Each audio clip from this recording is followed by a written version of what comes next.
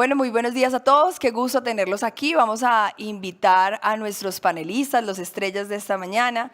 Invitamos al doctor Luis Eduardo Pino, que ya sabemos por dónde están las escaleras. Gracias. El doctor Pino es médico, oncólogo molecular y CEO de Oxeler. Molecular. Eso sonó feo. Bienvenido, doctor Pino. Gracias. Invitamos al doctor Alejandro Gaviria, ingeniero, economista y escritor colombiano, y ha sido ministro de Salud y Educación de Colombia.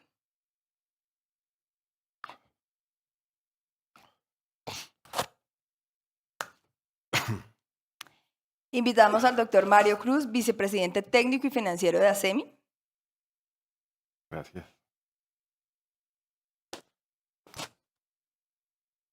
Invitamos al doctor Germán Guerrero, médico cirujano general, especializado en economía y gestión de la salud, en administración hospitalaria y actual director ejecutivo del Colegio Médico Colombiano. Herrera. Invitamos al doctor Alejandro Gómez, médico, máster en estudios políticos e internacionales, Somos especialista en finanzas panel- y auditoría de mucha salud, gente. amplia experiencia en el sector gobierno y alta gerencia. Bueno, muy buenos días, doctores. Qué placer tenerlos hoy aquí. Vamos a tener una discusión bastante interesante sobre los asuntos regulatorios en salud. Y para iniciar, quisiéramos preguntarle al público, ¿quién hoy en día siente una presión o siente cierta abrumación frente a los temas regulatorios? Alcen la mano, por favor. Todo el mundo. Fantástico. Entonces, hoy vamos a entender un poco cómo vamos a poder alinear y poder aliviar un poco, al menos desde los conceptos que hoy estos expertos nos cuentan. Entonces, vamos a empezar por el doctor Alejandro. Doctor, ¿usted podría, por favor, compartirnos cuál es su perspectiva sobre el estado actual del marco regulatorio sobre las leyes y normas relativas en el sector salud de Colombia? Primero, muy buenos días a todos y todas. Muchas gracias por la presencia esta mañana. Muchas gracias a doctora Alia por la invitación. Es una pregunta compleja porque es una pregunta donde me piden hacer un diagnóstico de eso que llama el marco regulatorio. Me gusta hablar también de instituciones, de las reglas de juego que rigen el sector. ¿Por qué todos levantaron la mano? Primero, porque el sistema de salud de Colombia, tenemos que aceptarlo así, es complejo, quizás complejo en demasía. Cuando yo interactúo con una persona que viene de afuera y trata de entender el sistema de salud y uno trata de explicárselo, la primera reacción es no entiendo nada. Hay que habitarlo por un tiempo, hay que empezar a entender las relaciones difíciles. Y el sistema está basado, lo podríamos decir así, en una doble delegación que comienza a ser para la gente difícil. Los temas de salud pública están delegados en las entidades territoriales. Hay una cosa que se llama como intervenciones colectivas. Y los temas de atención en salud propiamente dicho se basan en una alianza público-privada, donde hay una delegación importante en la CPS.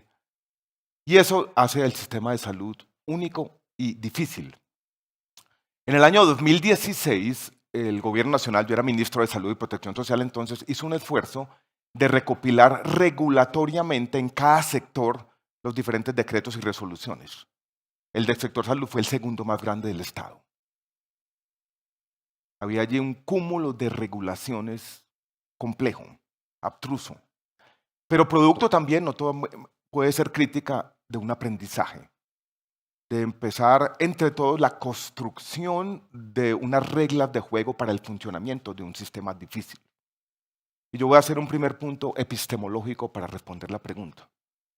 Diseñar un sistema de salud no es solamente escribirlo en una ley o en una resolución, es una labor evolutiva que va cambiando en el tiempo, que se va ajustando, donde las diferentes piezas se van acomodando aquí y allá. No es el diseño inteligente, es la evolución. Y esa evolución ha sido compleja y está ahí.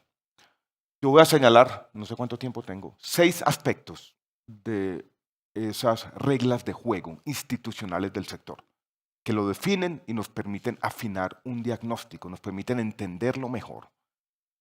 Y para ustedes en el público les permiten tener una visión, yo no voy a decir resignada, pero un mejor entendimiento de por qué y de dónde viene esa complejidad. Yo les voy a describir antes de esos 6 puntos, y lo voy a hacer rápido, una especie de paradoja que yo tenía siendo ministro de Salud. Había algún tema y empezaba una entrevista en el radio por la mañana, 6 de la mañana. Yo notaba que en los primeros 30 segundos había un interés en el tema, después ahondábamos en los aspectos regulatorios del sistema y comenzaba el tema con tanta complejidad que yo sentía que del otro lado el periodista se desconectaba. Y aquí hay una paradoja democrática para la seguridad social. Es un tema que le importa mucho a la gente, la salud. Pero es un tema que regulatoriamente es tan complejo que la gente no lo entiende. ¿Cómo tender esos puentes? ¿Cómo hacer una pedagogía colectiva que evite las sobresimplificaciones? Y evite que desde el lado de la política se presenten atajos y formas facilistas de resolverlo todo. Es una pregunta que todavía no tiene respuesta. Y a mí me gusta a veces habitar este mundo trágicamente. El interés por la gente, pero la complejidad casi ininteligible define la seguridad social y la salud. Voy a hablar entonces de 6 temas rápidamente, 4 estructurales, 2 coyunturales que nos llevan a ese diagnóstico regulatorio. El primero, y no fue así el diseño, el sistema de salud de Colombia es un sistema, si lo comparamos en América Latina, por ejemplo, demasiado abierto, vulnerable a la hora de incorporar las innovaciones tecnológicas. Es un sistema que fue creando una como doble forma de operar. Primero había un plan de beneficios, se llama así, lo podríamos llamar así, donde estaba lo esencial. Y después había otra parte. Y esto se fue generando de manera endógena, donde estaban las nuevas innovaciones tecnológicas, donde no se podría hacer una nota técnica, donde estaban, por ejemplo, las enfermedades raras y los servicios sociales complementarios. Y estaba esta parte aquí, asociada a una UPC, y esta otra parte aquí, asociada a lo que fue los recobros y los presupuestos máximos. Y eso sigue siendo complejo. La forma como definimos lo que el sistema paga y cómo lo paga, y esa división entre una cosa y la otra, sigue siendo difícil porque además la otra parte, la de los presupuestos máximos, hoy lo estamos viviendo, no tiene una fuente de financiamiento asegurada. Entonces, un primer asunto regulatorio difícil es un sistema demasiado abierto donde una parte del sistema no tiene los recursos asegurados. Y eso define mucho las interacciones en el sector y eso lo tenemos que hacer en cuenta, es el primer asunto. El segundo, que es también paradójico, el sistema regulatoriamente en su regla de juego tiene unos parámetros que se han venido definiendo por razones técnicas y políticas, que el 30% de integración vertical, que el 60% de contratación en el régimen subsidiado con las empresas sociales del Estado y demás, que un gasto de administración que se les permite a las EPS. Ahí parece estar todas las reglas de juego definidas. Pero es una alianza público-privada que después de 30 años todavía tiene muchas incertidumbres. Y voy a tocar un solo tema que hablábamos ahora antes de empezar. El informe reciente de la Contraloría muestra cómo después de 30 años, en un tema aparentemente simple, de qué pasa con los excedentes y cómo funciona el aseguramiento, y si aplica el principio de anualidad o no aplica para esa delegación estatal, no hay una definición. Entonces hay una gran incertidumbre regulatoria y no sabemos las reglas de juego, a pesar de toda esa complejidad, todavía no hay definición clara, 30 años después, de cuáles son las reglas de juego del sector. Vuelvo y repito, una cosa tan sencilla, aparentemente que ya debía estar definida si el principio de anualidad funciona o no. Y hoy el sistema está metido en una discusión inmensa sobre un tema como ese, que no lo hemos definido. Y eso todo porque hay todas esas reglas de juego, algunas obedecen a una racionalidad, pero otras han estado definidas en la desconfianza. Y hoy, 30 años después, no hay una legitimidad consolidada en esas reglas de juego, desafortunadamente. Voy a mencionar otro rápidamente, y es que el régimen de solvencia para la CPS, que define, entre otras cosas, la inversión de las reservas técnicas, que es un régimen de solvencia que se demoró en consolidarse, no ha podido funcionar de manera clara y no se han podido establecer por todos los agentes del sistema si se cumplen o no las condiciones de ese régimen de solvencia, porque las mismas condiciones de falta de financiamiento del sistema nos han llevado a un debate que es el debate que ha dominado incluso toda la discusión sobre la reforma a la salud. Y es si el incumplimiento del régimen de solvencia es una causa de los problemas del sistema de salud o es una consecuencia del funcionamiento de los problemas de salud? No tenemos una respuesta a eso. Entonces tenemos un régimen de solvencia que no se cumple y tenemos una discusión que no se ha saldado todavía sobre si detrás del incumplimiento de ese régimen de solvencia hay problemas de desviación de recursos o hay problemas de incumplimiento de las obligaciones primarias del Estado. Hay otro tema y es, si ustedes miran la evolución del sistema hacia largo plazo, no hay unas fuentes identificadas nuevas de financiamiento. Y yo creo que está creciendo en el sector esta idea de que el sistema gasta más de lo que tiene y ese problema no se va a solucionar plenamente. Estos 4 puntos, que son complejos, que nos llevan a por qué ustedes levantaron la mano, yo creo que tienen 2 preocupaciones puntuales en esta coyuntura. La una tiene que ver con esta discusión sobre si la UPC alcanza o no. En la discusión de la reforma hay una frase que han repetido las CPS, donde dicen reiteradamente que no quieren asumir, algunas de ellas, el riesgo financiero. Para mí en esa frase o en esa discusión hay un tema mucho más complejo. Y quizás esa es la idea principal que quiero que todos tengan en mente. Y es cuando una EPS dice yo no quiero asumir el riesgo financiero, yo creo que no está queriendo decir eso, está queriendo decir una cosa mucho más compleja. Y es yo perdí la confianza en el regulador. Esta es una alianza público-privada. En esta alianza público-privada hay un parámetro fundamental que llama la unidad de pago por capitación, que es una prima que me permite a mí prestar los servicios. Yo tengo dudas sobre cómo se calcula esa prima. Hay una conversación o un intercambio con el regulador que ocurre al interior del Ministerio de Salud y Protección Social que no se está pudiendo saldar. Y como yo perdí la confianza en el regulador, yo no puedo entrar en esa alianza público-privada en las condiciones prevalecientes. Entonces yo prefiero jugar otro papel, como auditor o como otra cosa. Entonces quizás dentro de ese diagnóstico de las condiciones regulatorias, yo quisiera señalar uno que yo veo como el principal problema. Y es que hay unos agentes privados que han venido perdiendo la confianza en el regulador y hay una conversación trunca a la hora de fijar los parámetros esenciales del sistema. Parece un tema teórico, parece un tema abstruso por allá, pero yo creo que es un tema fundamental a la hora de definir las condiciones del sistema. El otro punto que define la coyuntura actual del sistema y que también es muy difícil, y es que el sistema cambió y está cambiando quizás para siempre.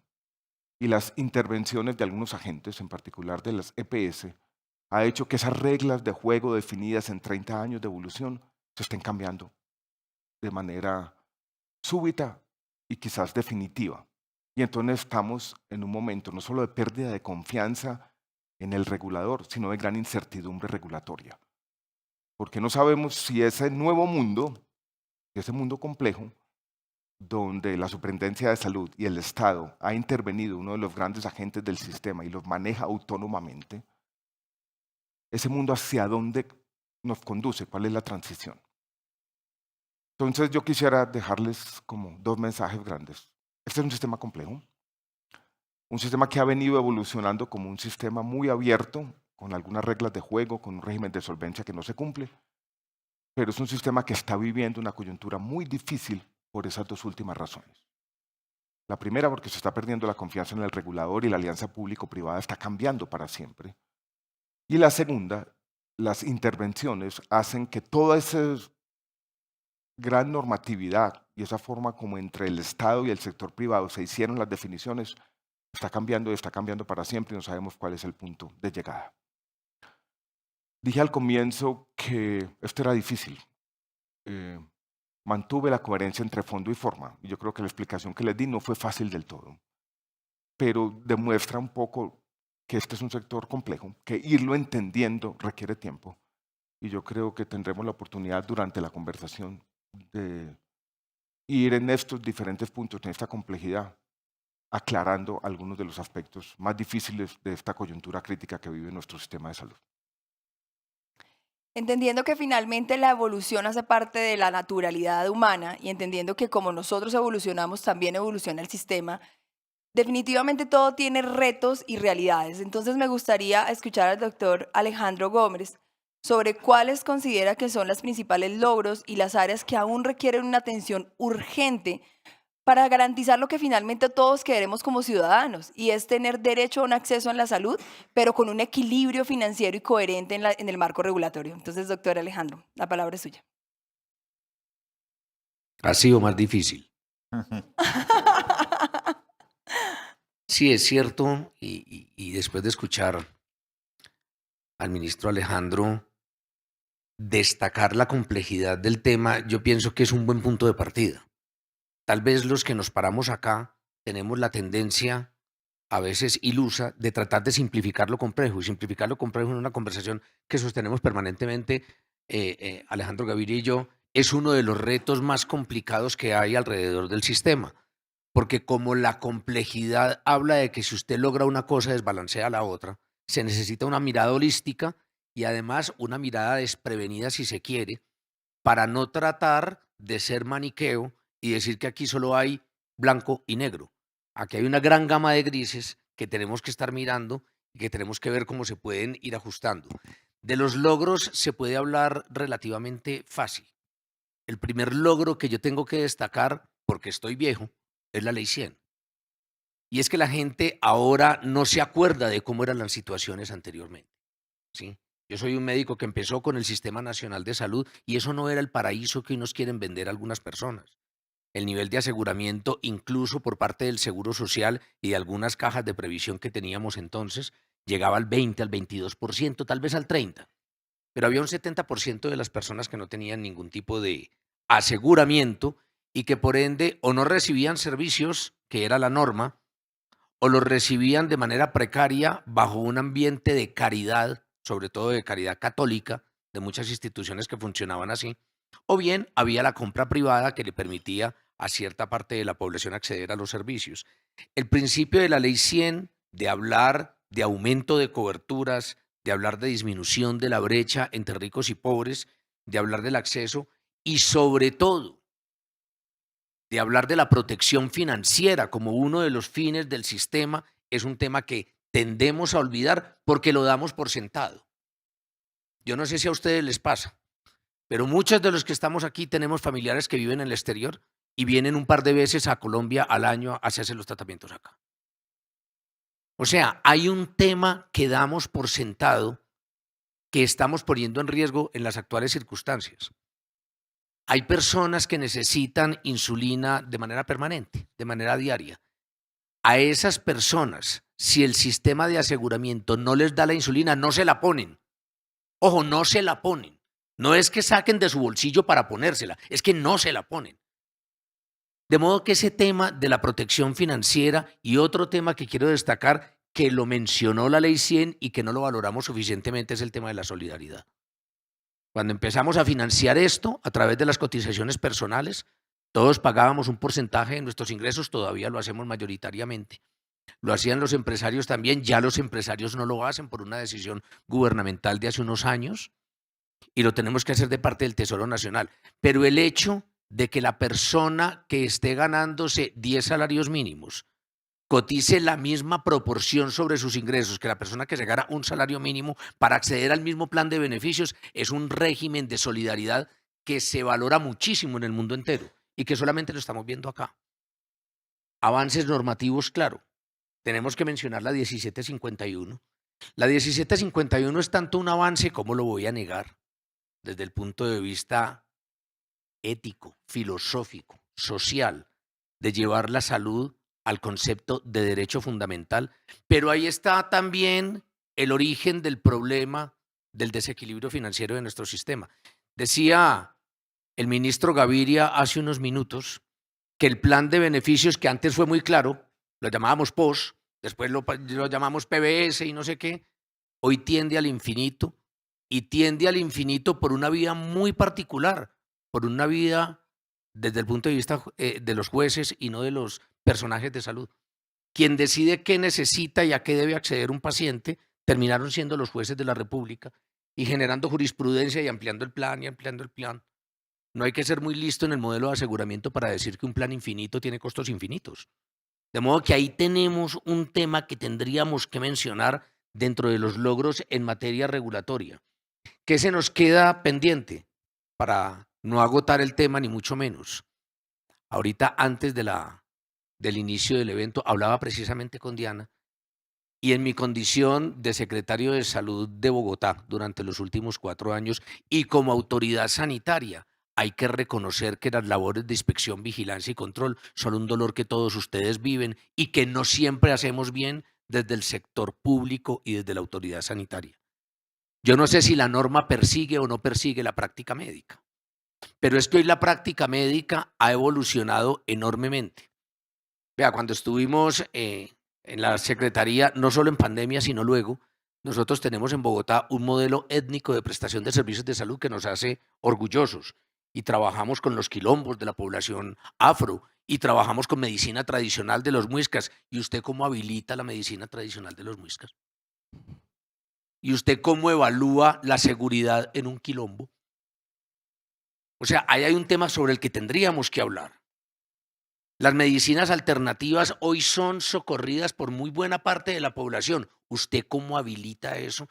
La calidad, ¿cómo se garantiza en este tipo de espacios que están llenos de esoterismo y que están llenos de otra manera de ver la vida? Que yo no quiero criticar ni sancionar, no porque no la comparta, sino porque no termino de entenderla.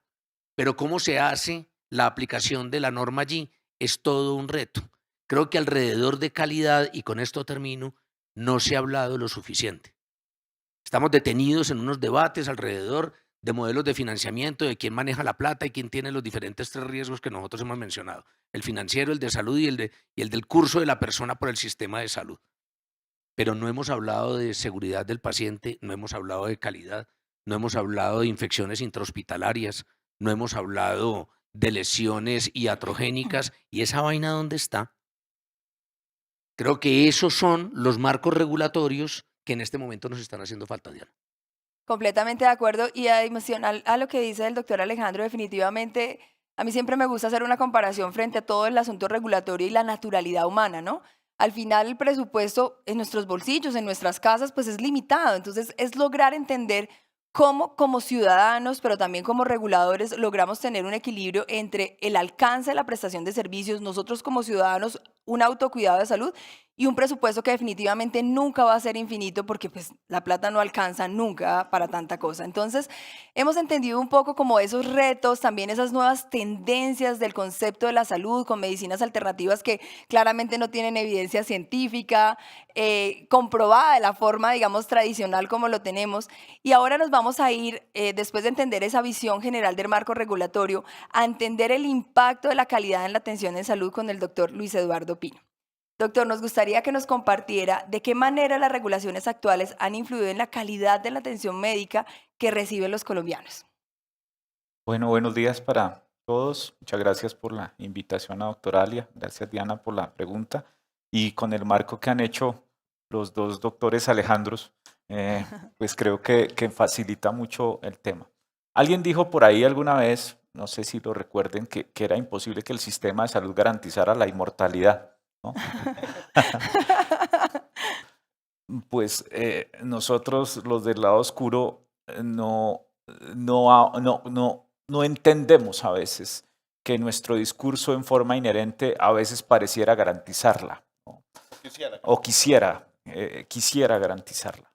Y en esa medida, el riesgo de utilización, para ser un poco técnico, es uno de los grandísimos problemas que tenemos, aunado a que hay un sistema muy robusto, obligatorio de garantía de calidad desde el 2006, si no estoy mal, absolutamente reglamentado, que hoy desgraciadamente nos enfrenta a dos realidades absolutamente disímiles.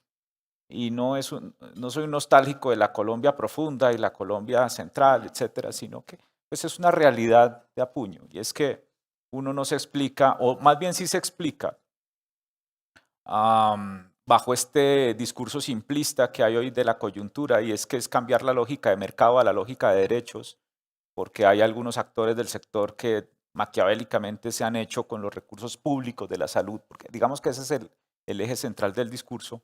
Pero hay situaciones en Colombia que han favorecido ese discurso.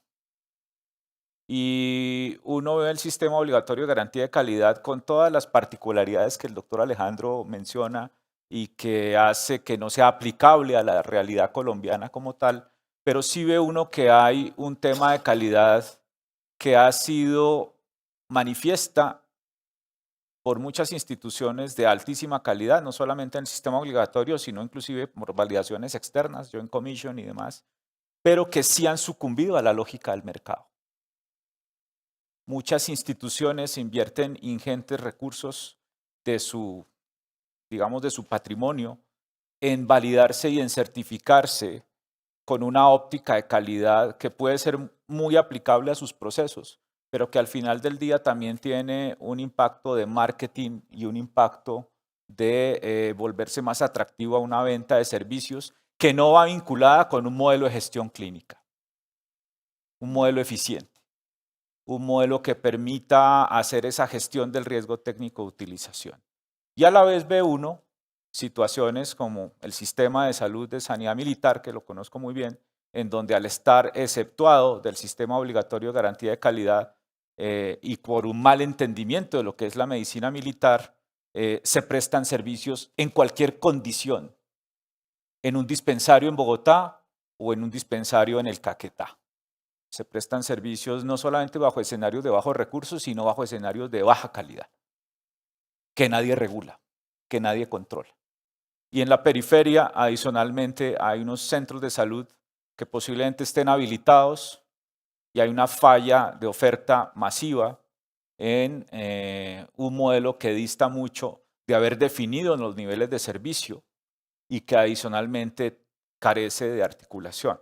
Es decir, que nos enfrentamos a unas realidades supremamente heterogéneas. Tenemos en todos los rankings, porque a las instituciones privadas de Bogotá, Cali, Medellín les fascinan los rankings.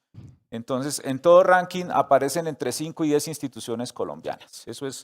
Y eso obviamente nos hace sentir orgullosos y eso hace parte de las normas que han regulado el sistema obligatorio de garantía de calidad, más unos temas adicionales.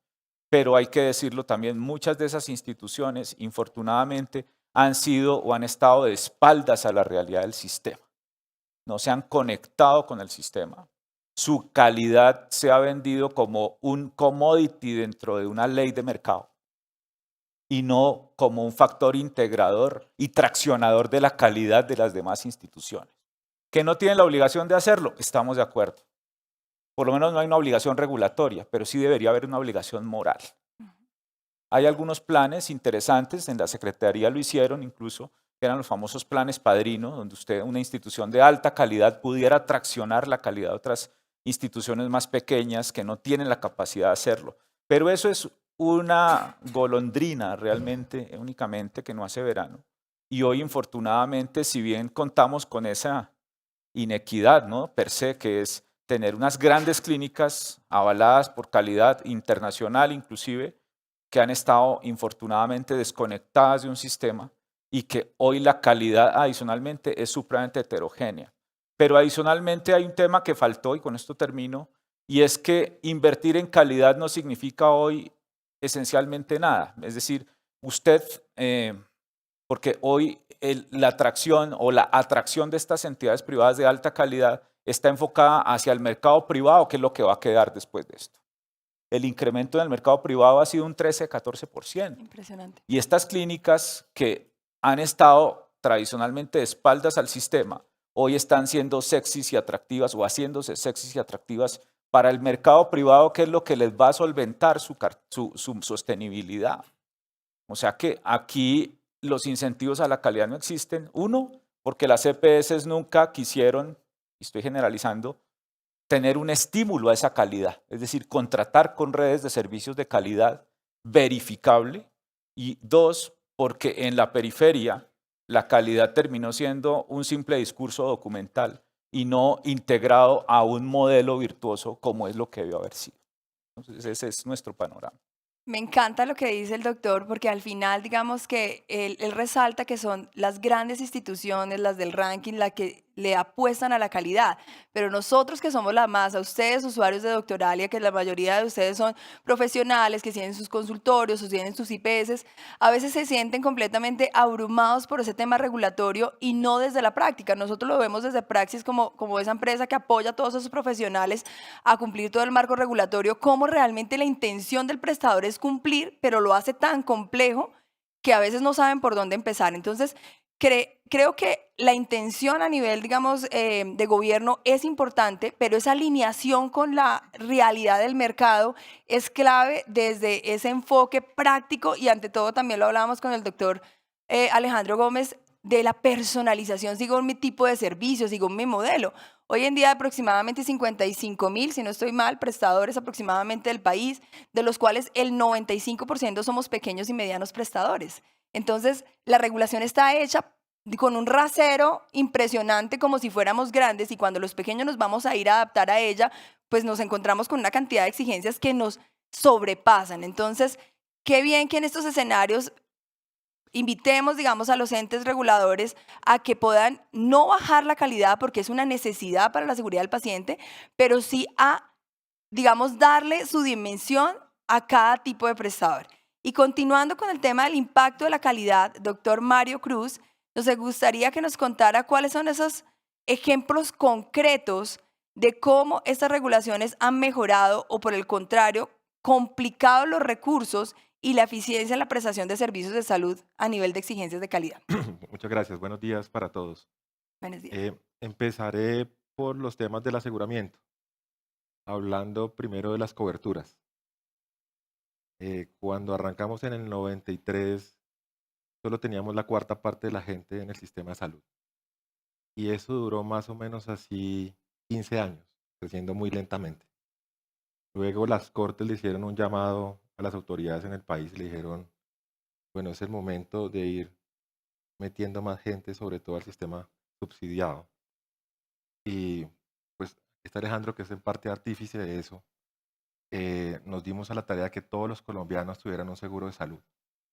Y ese es un logro que ya completa casi 8 o 9 años. Eso es algo muy importante para cualquier colombiano y es un gran logro en materia de derechos. Entonces, el hecho de que todos tengamos un seguro parece fácil, pero tiene una enorme dificultad atrás, técnica y financiera. Lo segundo, que fue un hito en materia de equidad para este país, es que cuando arrancamos había una salud para la gente que tenía capacidad de pago y otra salud para la gente que no podía pagar. Los planes de beneficios eran distintos en aquella época y también a través del llamado que nos hizo las Cortes, pues nos dimos a la tarea de ir igualando esos planes de beneficios para todos los colombianos y hoy en día tenemos uno único, tal vez demasiado grande para lo que podemos financiar, pero ese es otro hito muy grande en materia de equidad, que todos los colombianos, que no ocurre en muy pocos países del mundo, independientemente de su capacidad de pago, tenga el mismo plan de beneficios. Es más la gente en Colombia que recibe los mismos beneficios sin pagar, que hace parte del desafío financiero. En estos días ha subido la proporción del régimen subsidiado. Ya tenemos casi 27 millones de personas, ministro, en el régimen subsidiado frente a 23 en el régimen contributivo. Entonces, pues ese es un logro mayor. Y el último en aseguramiento es que hemos estado actualizando permanentemente ese plan de beneficios, que también tuvimos muchos problemas en la primera década del año 2000 y que ya después en la segunda hemos podido actualizar 5 o 6 veces el plan de beneficios, metiendo tecnologías innovadoras. Hoy en día, cualquier colombiano tiene acceso, escúchenme, al 97% de todos los medicamentos que están registrados en Colombia, el 97%. Y tiene también acceso al 97% de los procedimientos. Es decir, tenemos un plan de beneficios, diría uno, técnicamente universal. Entonces, toda la gente metida, toda la gente con el mismo plan de beneficios y un plan de beneficios muy actualizado. Y eso suena muy bien desde la lógica del derecho, pero luego cuando uno cae en los recursos es donde se hace problemático. Entonces voy a la segunda parte y tiene que ver con los recursos. Colombia es un país que hace mucho con muy pocos recursos, con muy poquita plata. tal vez no hemos acabado de entender eso porque la política y las discusiones del día a día nos dan a entender que tal vez esos recursos son infinitos o demasiado grandes. La UPC, la plata que el Estado le confiere o que le pertenece a cada uno de los afiliados al sistema, para este año es de 1,5 millones de pesos por persona. Algo así como 130.000 pesos mensuales. Y con esos recursos hay que atender a toda la población en todos los contenidos de este plan básico que cada vez es más grande. Y eso genera unas presiones muy grandes sobre los distintos actores del sistema. Pareciera ser que el país aspira a una salud que no se puede prodigar, que sus anhelos están por encima de sus posibilidades materiales. Y esa es tal vez una discusión que el país pues, no ha querido afrontar de manera seria, en la que algunas veces botan como luces de bengala para distraer, señalando las fugas y la corrupción como los causantes de los grandes males, pero Colombia, si ustedes lo revisan contra cualquier país, tiene un gasto muy pequeño, aún corregido, como decimos los economistas, por paridad de compra. Un colombiano tiene apenas la cuarta o la quinta parte, o tiene acceso a la cuarta o quinta parte de los bienes y servicios en salud que una persona en España o en Francia. No en términos monetarios, accede a la cuarta parte de los servicios que puede recibir una persona en un país rico. ¿Por qué? Porque tenemos una restricción presupuestal bastante, digamos, estrecha y hemos generado unos mecanismos institucionales para que la plata rinda, que tienen que ver con la figura de las EPS, que es el gestor financiero del sistema. Es decir, es una tarea tan indispensable como odiosa. Las EPS cumplen el papel de hacer que la plata rinda y en esa tarea pues se generan controles que son odiosos. Todos quisiéramos que no existieran las autorizaciones o al menos las autorizaciones para algunos servicios. Todos quisiéramos que no existieran las auditorías, tanto las previas como las que se hacen en el lugar como las posteriores, pero todas esas tareas hay que hacerlas. Las IPS tampoco quisieran que las negociaciones fueran tan duras en materia tarifaria, que se generaran condiciones de calidad. Pero ese actor, que es el asegurador, es indispensable para que los servicios vayan de la mano con los recursos. Las EPS, digamos en términos económicos, revelan la restricción presupuestal del sistema de salud. Si no existiera ese actor, que es un parte de la discusión de ahora de la reforma, en que no existe nadie que cuide la plata, es como si en la familia pues la señora no está pendiente de cuánto vale el mercado. Entonces eso termina en cualquier parte, digamos, desbordado el gasto y esas innovaciones financieras del rol de las EPS ha sido muy importante. Hemos tenido otras innovaciones institucionales muy importantes que han sido desde lo clínico y lo financiero. Se creó una gran tesorería del sistema que no existía también después de 20 años. Nos inventamos una institución que evalúa qué tecnologías pueden servir y qué no, cuáles son más costo efectivas. Y el mercado mismo también ha innovado. Ustedes son una innovación del mercado, digamos, en la que el mercado ha venido avanzando, los prestadores de servicios tecnológicos. Es decir, el sistema de salud es un gran ecosistema que ha evolucionado de la mano, tanto desde la lógica pública como privada, en la que uno ve una mucha mayor especialidad en cada uno de los actores. Yo creo que pues todo eso sumado lleva a que pues los colombianos hoy gocen de un mejor sistema de salud, pero con unos equilibrios muy precarios. Es decir, vamos avanzando, pero parece ser que si nos desviamos un poco, como ha pasado los últimos 2 años, podemos perder en buena medida los avances que hemos logrado en estos 30 años. Y como lo hemos venido diciendo, finalmente es un sistema evolutivo imperfecto como lo somos los humanos, ¿no? O sea, hace parte, digamos, del ejercicio de construir sobre lo construido. Y hay un punto bien interesante que dice el doctor sobre lo que realmente hemos ganado y es que hemos ganado aseguramiento y ahora lo que hay que hacer es perfeccionar ese aseguramiento en un equilibrio económico. Entonces, en esa misma línea, nos gustaría escuchar al doctor Mario Cruz sobre los desafíos en la implementación. Doctor Germán Guerrero. No, no. Ok. No, la siguiente pregunta es la siguiente pregunta. Ok, Germán Giraldo. La siguiente pregunta es a escuchar al doctor Germán sobre los desafíos en la implementación de políticas de salud y nos gustaría que nos contara sobre los desafíos cruciales para mejorar y cuáles son los principales obstáculos que enfrenta hoy el sistema de salud colombiano en la implementación de políticas regulatorias eficaces. ¿Qué debería tener cualquier proyecto que pretenda hoy modificar el sistema de salud, que es finalmente lo que está en boca de todos y que finalmente cobije a todos esos actores y todo el ecosistema? Muy buenos días. Yo pensé que ya era tarde. Primero, antes de definir o decir algunas recomendaciones y algunas propuestas, quisiera hablar tres cosas. Primero, yo soy aquí el más viejo del panel. Siempre he vivido en una crisis del sistema de salud. Yo me acuerdo, discutíamos ahorita con Alejandro, él es más joven, vivió también el anterior sistema, pero yo me acuerdo lo que sucedía en los años 80 y los años 90 y siempre es el mismo espejo, sino cambian los matices de discusión de acuerdo a las evoluciones que han tenido los sistemas. Pero los sistemas, como decía el doctor Gaviria, para no decirle Alejandro, como decía el doctor Gaviria, los sistemas requieren unos ajustes durante todo el tiempo, unos ajustes institucionales y muchas veces los marcos normativos simplemente se deben limitar a algunos acuerdos entre los que participan en él, las instituciones, inclusive las poblaciones. El segundo tiempo es que cualquier tipo de análisis tiene que tener en cuenta el envejecimiento y el desarrollo de las tecnologías. Cuando estábamos trabajando era otra situación. Créanme que la medicina ha cambiado mucho a través de este tiempo.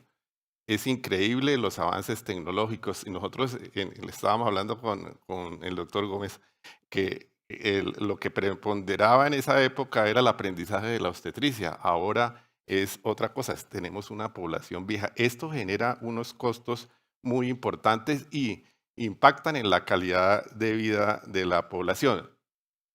Le cuento, le decía yo a Alejandro Gómez, que lo único que no ha cambiado en estos 30 años, 40 años que llevo en la profesión es el trauma. En esa época, Soacha y Bogotá eran las ciudades más violentas del mundo por encima de Beirut, que estaba en guerra civil. Y ahora todavía no salimos del top 10 en cualquiera poblaciones. Ahí estamos. Es lo único que verdaderamente no ha cambiado, tanto el trauma como la violencia. Y eso, ¿qué vamos a hacer con eso? Y otro tema antes de iniciar con las recomendaciones es que aquí en Colombia una ley no se le niega a nadie. Yo creo que es por los prácticas ancestrales santanderistas ya reformadas en la actualidad que llegan de los políticos, las comunidades, las agencias a decirle sus problemas. Le tengo la ley, le tengo la norma, le tengo la ordenanza, le tengo el acuerdo si es municipio. Y eso hay que tenerlo en cuenta y eso no debe ser así. Debemos cambiar esas prácticas recomendables. Ahora las recomendaciones, yo me voy a ir un poquito diferente. La primera recomendación es que se analice primero por qué no están funcionando las leyes. Ahorita con las muertes de los residentes es fiel reflejo. Tenemos ley de residentes, ley de acoso laboral, tenemos ley de salud mental. Tenemos todas las leyes para que se cumplan y no suceden estos eventos. Entonces tenemos que hacer un análisis de qué es lo que está sucediendo, por qué no están cumpliendo las leyes y van a ver que la mayoría son un problema de voluntad política. Y la voluntad política se ataca es con control político de muchas maneras. Y en estas discusiones que se tiene que hacer de por qué no funcionan las leyes, se tiene que incluir, para mí, no solamente la visión de los economistas, no solamente la visión de los sociólogos, antropólogos, no solamente la visión de los economistas, sino sobre todo lo de los administradores públicos y privados, que son los que viven la realidad y entienden fácilmente qué es lo que está ocurriendo y por qué no se están cumpliendo las leyes. Nosotros hemos sido desde lo público administradores la mayoría del tiempo y creo que conocemos bien esas particularidades porque no se quiere. Y la tercera recomendación que doy es que nos pongamos serios y tengamos en cuenta el problema financiero que tiene el sistema de salud, que tienen todos los sistemas de salud del mundo. Obviamente hay que comparar con lo que sucede en el mundo. Estas son crisis que se está viendo en todo el mundo en este momento, porque tiene las mismas particularidades de envejecimiento de la población y el uso de tecnologías nuevas que han encarecido tanto el sistema. Pero hay que analizar unos temas puntuales que han sucedido en Colombia, que son importantes para tenerlas en cuenta, que nos difiere de los otros países. Y aquí voy a enumerar, si me permite el tiempo, un poquito. Primero, hay que el marco, después de las reglamentaciones de los 80 y de los 90, porque no fueron solo de los sistemas de salud, sino fue la descentralización, la ley 30, bueno, muchas leyes y en este momento tenemos una alianza público-privada grande en todos los sectores. Como decía el doctor Gaviria, lo expresaba en el sector salud. Y pues el doctor Pino también lo tocó. En este momento, los privados en la alta, mediana y alta complejidad son la mayoría de las instituciones. Obviamente esto tiene sus bemoles porque abandonaron el primer nivel. No hablo de todos. Pero también ha pasado, y no se nos olvide, el tema de la educación. La educación es el que forma el talento humano, nos forma a todos nosotros. Y también ha habido una alianza público-privada. En los 50 teníamos 5 facultades de medicina. En los 93, 94 teníamos 24. Hoy tenemos 63 facultades de medicina en el país. En el 2001 formábamos 2.300 médicos al año. Hoy estamos formando 7.300 médicos al año. Y muy pronto los cálculos que nosotros hacemos de la parte gremial, que en el 2030 ya alcanzamos el promedio del OCDE de número de médicos por 100.000 habitantes. O sea, ha sido un esfuerzo de todos los actores público-privados y no se nos olvide la educación. La educación es muy importante. El doctor Gaviria fue ministro de Educación y lo conoce muy bien. No podemos desconocer esa relevancia que tiene la asociación pública-privada. Además, la educación es el sector que más interviene en los llamados determinantes sociales de la salud, que a mí no me gusta ese término, sino determinantes sociales de la calidad de vida. Ahora, lo que estaban diciendo antes, cuando se creó la Ley 100, se proyectaba que para el año 2000 la laborización iba a ser del 70% y que el país iba a crecer con un PIB constante del 5%. Ninguno de los dos premisas se dieron a cabo. Eso es otra cosa, porque la mayoría de las actuaciones de tomadores de decisiones crean lo que lo hacen con buena voluntad, pero predecir el futuro en los sistemas sociales es casi imposible. Pero sí se equivocaron. Y llama la atención que en la proyección, si ustedes leyeron con lo que se basa el proyecto de reforma, vemos que el crecimiento de las cotizaciones hasta el año 2034, que informa el Ministerio de Salud, seguimos disminuyendo las cotizaciones. O sea, doctor Cruz, ya vamos a pasar a hacer más grave la situación. Hay otro problema actual que se sucedió en el 2021 y 2022, en la proyección de la UPC para el 2022, que se hizo obviamente en el 2021. Se incorporaron muchas tecnologías que no estaban cubiertas por la UPC, pero la proyección que se hizo del aumento del IPC para el año 2022 fue del 5% y la realidad fue del 13%. ¿Qué sucedió en la realidad? Que hubo un descalce grave en el sistema de salud que hoy todavía no se ha ocurrido y no tenemos en cuenta esa serie de circunstancias que están sucediendo en la realidad. Tampoco estaban diciendo los presupuestos máximos, lo que se ha dejado pagar en el 2022, del 2023, y creo que el corte que hacía el ministro era en agosto del 2024, llevan a un no pago de servicios que se prestaron y va más o menos el 1.1 billones. De pronto usted tiene doctor Cruz más precisa, y no sabemos lo que va a pasar al resto del año. Esto comienza todavía a generar muchos más déficits. Tenemos el problema de las EPS liquidadas, las deudas de servicios también que se prestaron y no se han pagado. Eso es un problema. Ningún agente se ha podido poner de acuerdo de cuánto es verdaderamente es esa deuda, pero la más chiquita habla de 6 billones. Esto vayan sumando a toda esa problemática. Las EPS intervenidas con corte a marzo, yo mismo hice ese cálculo, en corte a marzo, habían aumentado la deuda prácticamente en 6 meses sin contar la nueva EPS, ni Sanitas, porque estaban siendo hasta ahora intervenidas, era de 1.3 billones. El crecimiento que van a tener ya incorporando la nueva EPS, calculo que con corte a septiembre va a ser alrededor de 2 billones de pesos.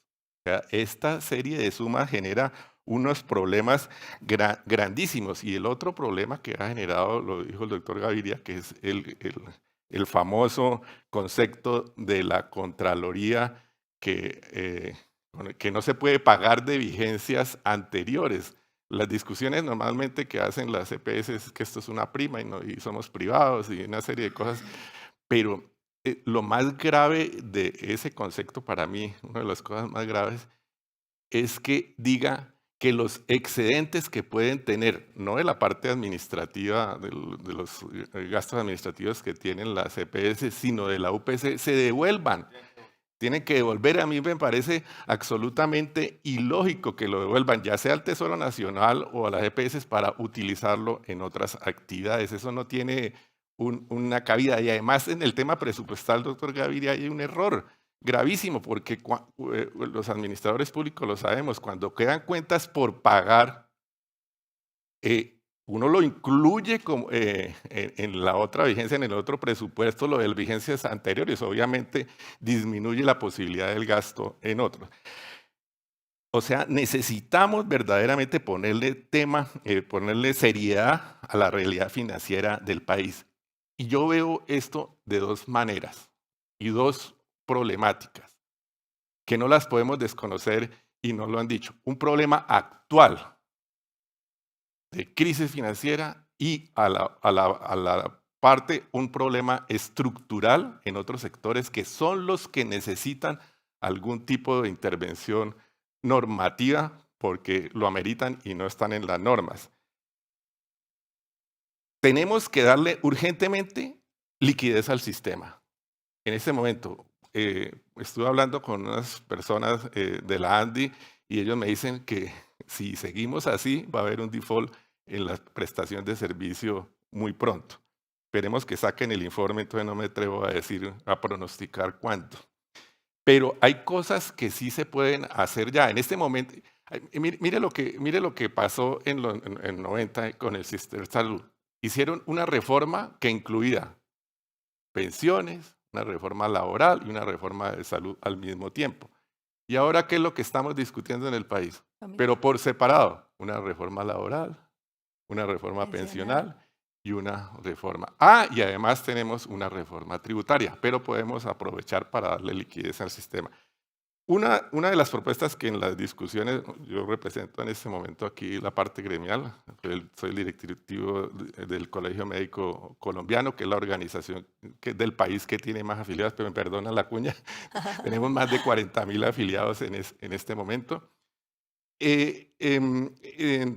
Tenemos una propuesta que no sé por qué no quedó, doctor Gaviria, que en los impuestos saludables ya están y no necesitamos crearlos nuevos. Y eso creo que se están recaudando alrededor de 2.5 billones. El problema es en el gasto. Deberíamos sí tramitar rápidamente, ya sea en la reforma de salud o en la reforma tributaria que va a colocar el gobierno, o en ambas, uno tiene que ser práctico en esto, e incluirle que en el gasto se pueda utilizar esos recursos para darle liquidez inmediatamente desde el año entrante, que es lo que está pasando. Como también estamos discutiendo el presupuesto del 2024, y la reforma tributaria, tenemos que nosotros como actores y trabajadores en el sistema de salud presionar de muchas maneras para que incorporen nuevos recursos al sistema de salud, porque nos vamos a ver metidos en un gran problema mientras se ajustan todos los eventos que generan unas nuevas leyes. Ahora, también la ley se debería aclarar lo del uso de excedentes de las EPS, de la UPS, doctor Cruz, porque es imposible seguir. La gente en este momento, tengo amigos en algunas EPS, tienen el temor y no están pagando, se frenaron, no están pagando algunas de las con que he hablado, nada de vigencias anteriores, y hay que aclararlo. Por lo menos decir en alguna de estas reformas, decirle que se pueden utilizar, obviamente en ese mismo asegurador, para pagar vigencias anteriores y decirlo explícitamente. También hay que hablar de unas cosas diferentes a la parte financiera que son urgentes, y es que las EPS, porque esto es darle posibilidades en la argumentación, por lo menos en el cáncer, cuando le hagan diagnóstico del cáncer, trátenlo como una urgencia. Atiéndanlo rápido, oportunamente. Eso de tener unas células tumorales dentro del cuerpo creciendo infinitamente es muy angustiante, y los que no conocen y no dicen nada llegan tarde posteriormente a los tratamientos, sale mucho más costoso, incluso con la posibilidad de morir. Por último, creo que son dos cositas muy... que el Banco de la República calcula que se debe crecer en 1.9% el PIB para solucionar los problemas financieros y con estudios serios. Otra cosa que, doctor Gaviria, yo me acuerdo que cuando se le hacían las transferencias para hacer ciertas actividades colectivas, algunas actividades de promoción y prevención, el manejo de los acueductos a los departamentos, eran las llamadas rentas cedidas. Aquí creo que ninguno se acuerda porque no, yo soy el viejito acá. Y posteriormente la Constitución del 91 lo ligó al el crecimiento real de la economía, a los ingresos corrientes de la nación, era el famoso término. Pero en el 2001, con un acto legislativo, esto se modificó y no lo ligaron al ingreso corriente de la nación con las justificaciones que sean, porque sí, estamos en una crisis económica del tiempo. Entonces le dijeron un presupuesto anual fijo con unos crecimientos anuales. En la práctica, ¿qué pasó? Se disminuyeron los recursos para el sector que maneja esas actividades colectivas, que maneja el trabajo intersectorial en el terreno. Y yo me pregunto, nadie ha evaluado este punto, si esa decisión que se tomó en el año 2001 es causante de todo el retroceso que tenemos de la atención primaria en salud, el trabajo de los determinantes sociales. Y además yo tampoco he entendido qué es lo que sucede realmente en la nación, que los recursos de el Sistema General de Participaciones, como se llama ahora, los colocan en las entidades territoriales, ¿se acuerda, Alejandro? Por allá en mayo, en junio, y dejan 6 meses sin posibilidad de contratar a la posibilidad. Estas son cosas que han sucedido históricamente, pero si no analizamos la historia, le digo un poco de datos, si no analizamos realmente, no podemos tomar soluciones concretas. Tenemos que decirnos la verdad para tomar decisiones y así ajustar los marcos regulatorios, o como digo yo, simplemente hacer los acuerdos institucionales entre todos los participantes del sector salud, el sector educación y el resto de sectores, porque todos influyen en la calidad de vida de la población. Gracias.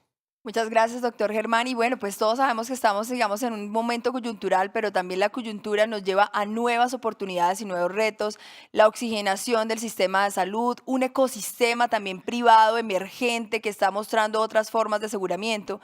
Por lo tanto, nos gustaría que el doctor Alejandro Gaviria nos contara su opinión sobre qué oportunidades existen para modernizar y mejorar el marco regulatorio en salud que dinamice un ecosistema integral, no solamente desde un aseguramiento con el papá, digamos, gobierno, sino también una figura natural que se está dando actualmente con otras figuras de aseguramiento.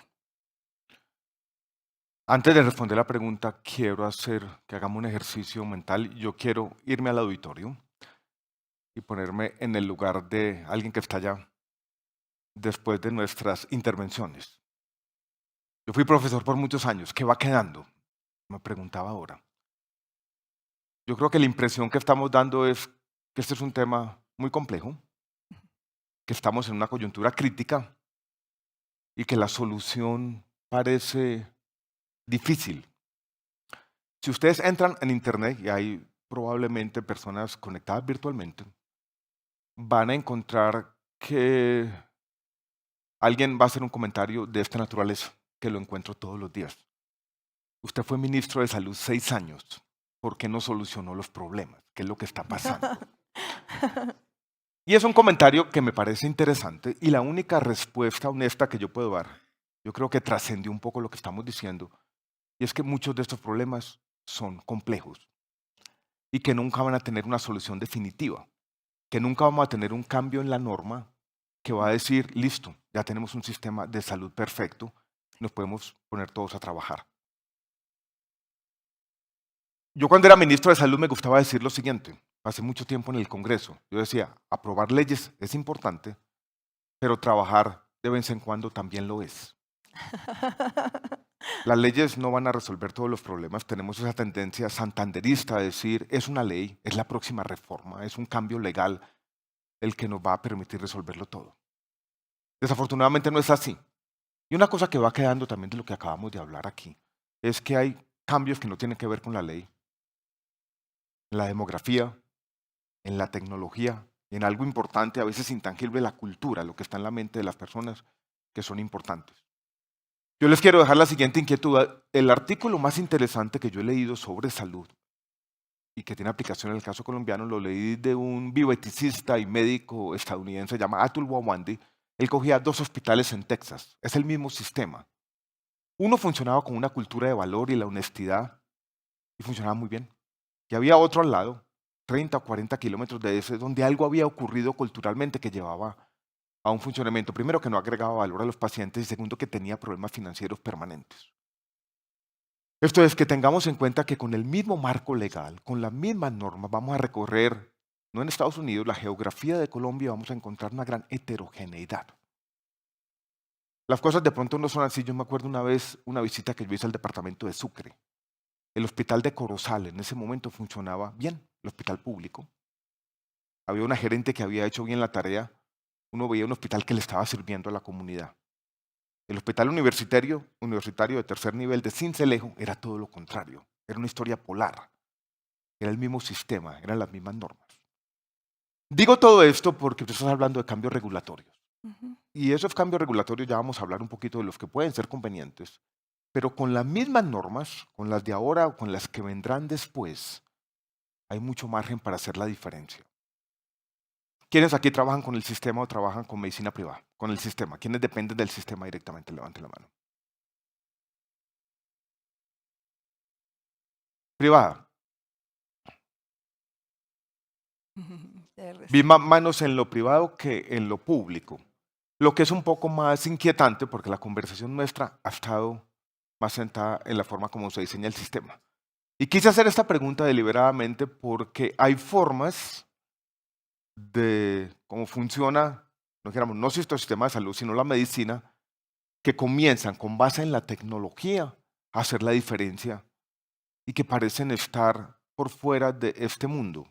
Nos decía el doctor Germán Guerrero, hubo una reforma al Sistema General de Participaciones, que es el acto legislativo de 2001, que cambió la proporción de los ingresos corrientes de la nación que van a las entidades territoriales, entonces lo uno y lo otro. Una complejidad grandísima pero mientras tanto ustedes están en formas de adaptación utilizando la tecnología que están cambiando el sistema.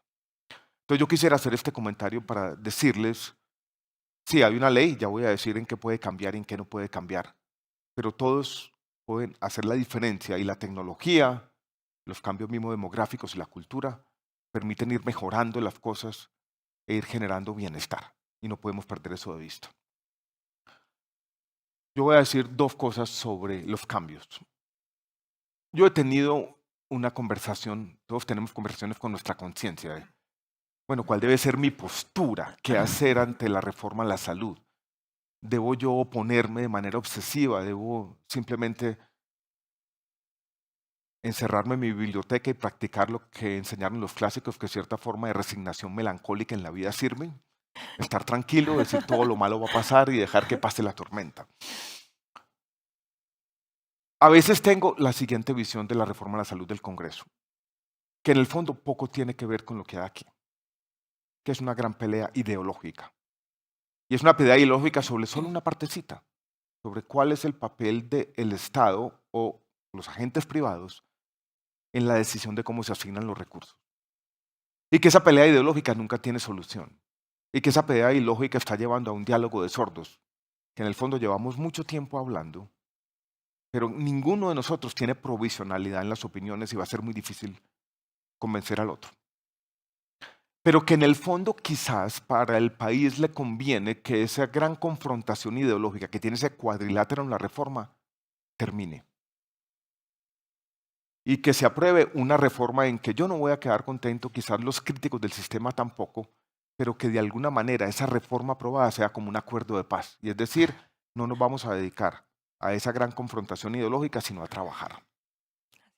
Y que quizás lo mejor de la reforma sea eso, es cerrar este debate. Sí.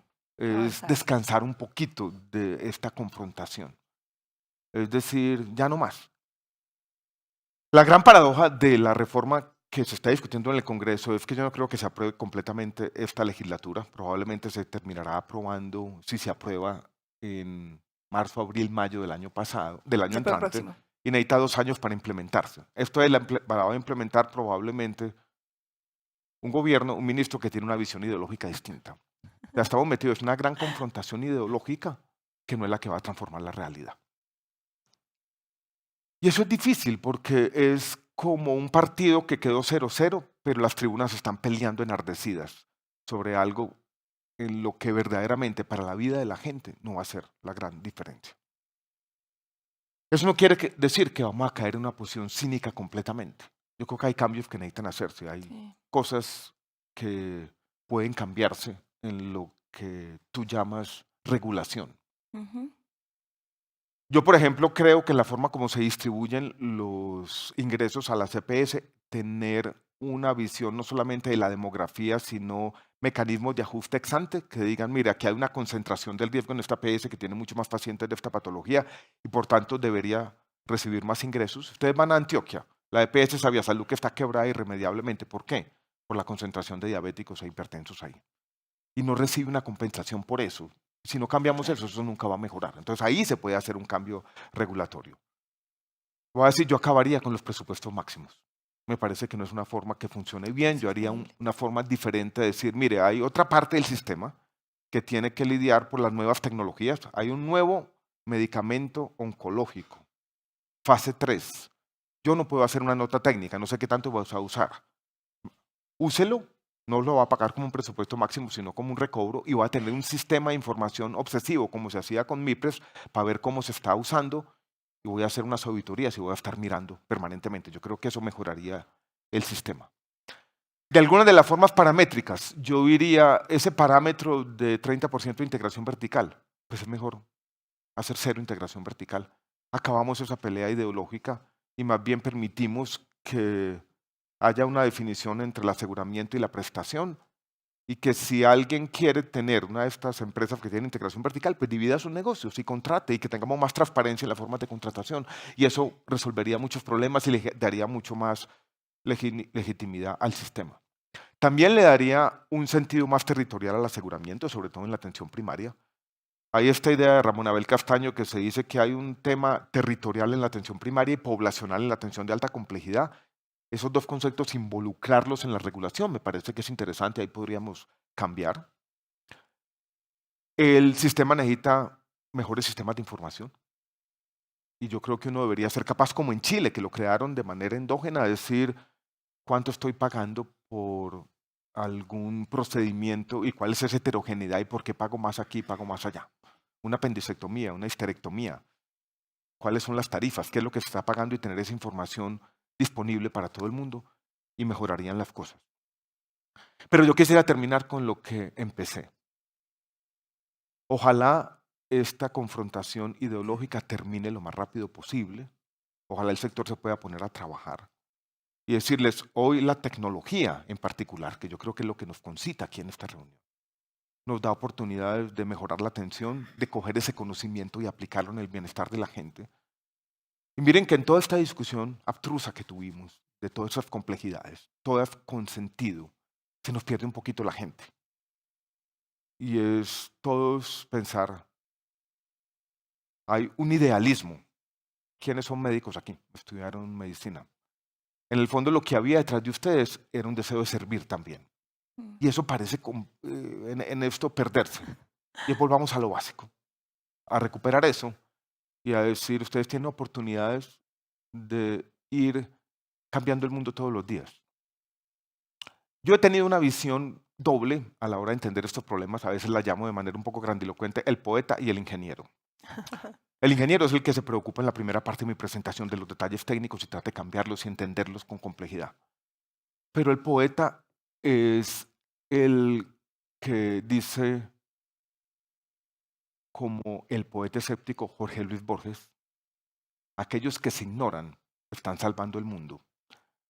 Aquellos que de alguna manera le entregan su vida a cuidar a los otros, recuperar ese idealismo y saber que con las mismas normas y con la misma complejidad, a veces imposible, a veces inasible, hay mucha gente que está haciendo la diferencia en este país. Visibilizar esas historias, dejarnos contagiar de ellas, saber que todos podemos ser agentes de cambio y que en este mundo cambiante, en esta época que me gusta describir como esta época de locura, tenemos muchas oportunidades de seguir mejorando las cosas y dejar, sí, participar en nuestros debates, pero no dejarnos afectar demasiado de este ruido. Es una labor fundamental. Así quisiera un poco contestar esta pregunta. Y es interesante porque finalmente Doctoralia es precisamente una plataforma que está cambiando la forma en cómo podemos Exactamente. llegar a los pacientes. Y ustedes y nosotros que somos ese cuerpo médico que estamos hechos para servir, pues también podemos generar innovación y podemos generar tecnología y podemos generar otra forma y a veces también empezar a mirar de forma paralela una forma de aseguramiento diferente. Y ahí es donde viene todo el tema de la innovación en la tecnología, en donde el doctor Luis Eduardo Pino nos va a contar la tecnología y la innovación juegan un papel cada vez más importante en la salud. ¿Cómo podemos esas nuevas tecnologías y enfoques innovadores integrarse en el marco regulatorio o en el marco privado desde una figura que no esté sobre un sistema de salud con el papá gobierno, sino desde la naturaleza de lo que somos como prestadores de servicios de salud? Porque al final la necesidad de la salud del paciente está allí y es cómo la abordamos desde los diferentes enfoques. Entonces nos gustaría, doctor Pino, que nos compartiera un poco sobre cómo pueden esas nuevas tecnologías enfocarse a integrar el marco regulatorio para mejorar la eficiencia y la eficacia del sistema de salud colombiano de forma con papá gobierno y de forma libre y privada. ¿Puede la tecnología salvarnos?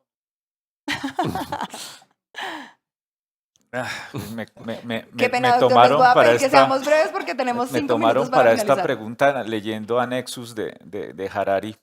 Y entonces ahí hay varias, sí, de Yuval, sí, bastante. Nosotros compartimos un gusto por la ciencia ficción. Sí. Y la ciencia ficción siempre tiene dos mundos, el mundo utópico de la tecnología que nos salva y el mundo complejo donde la tecnología es utilizada para mal. Estamos en un gran momento donde la tecnología está cambiando, pero hay grandes posibilidades. De acuerdo, de acuerdo. Pues primero quiero centrarme en un tema y es que si algo ha traído este proceso, como quieran llamarlo, y que coincido perfectamente, ojalá termine pronto y se disipe esa bruma o tengamos que disiparla nosotros, es una transformación cultural del colega. El colega, me refiero al médico y en general al equipo de salud, desconocía aún mucho más el sistema de salud, no hay una apropiación del sistema, hasta que por supuesto como seres humanos se ve comprometido el incentivo principal, el ingreso. ¿Sí? Si bien hay un tema filosófico, que usted bien lo menciona, del cuidado, y los que estamos en carreras de la salud somos en torno al cuidado, por supuesto el tema del estímulo, el incentivo económico y la sostenibilidad propia, pues es un tema crucial. Y hoy creo que la incertidumbre al afectar de forma directa eso, pues es lo que nos ha traído acá. Y esa conversación hoy de sistema es mucho más fácil en el gremio, o sea que creo que hay una transformación cultural. Por primera vez, por lo menos en mi mundo, mi micromundo, que es la oncología, por primera vez los oncólogos que estábamos, digamos, en un nicho privilegiado, ya aceptan conversaciones sobre eficiencia, sobre métricas de resultado, sobre nuevos modelos. Inclusive muchos se están moviendo a temas ya un poco más superficiales, si queremos verlo así, que es el branding y otra serie de temas que hacen parte de mantener de alguna forma un modelo diferencial. Pero yo quiero, digamos, ser concreto una cosa. Si usted no tiene un proceso bien hecho desde lo humano, un tema cultural, un foco, un norte, y usted digitaliza o utiliza tecnologías para ello, usted va a ser un ineficiente digital, no va a mejorarlo. El uso de tecnologías, cualquiera que éstas sean, tecnologías exponenciales, inteligencia artificial, que seguramente en algunos de los paneles entraremos un poquito más de detalle en eso, tiene que hacerlo como potenciador, como un potenciador real de un modelo detrás, así sea un micromodelo. ¿Sí? Y creo que hoy lo que tenemos que entender los médicos y los equipos de salud es toda esta conversación decantada, como usted bien lo decía, como buen profesor, en lo simple.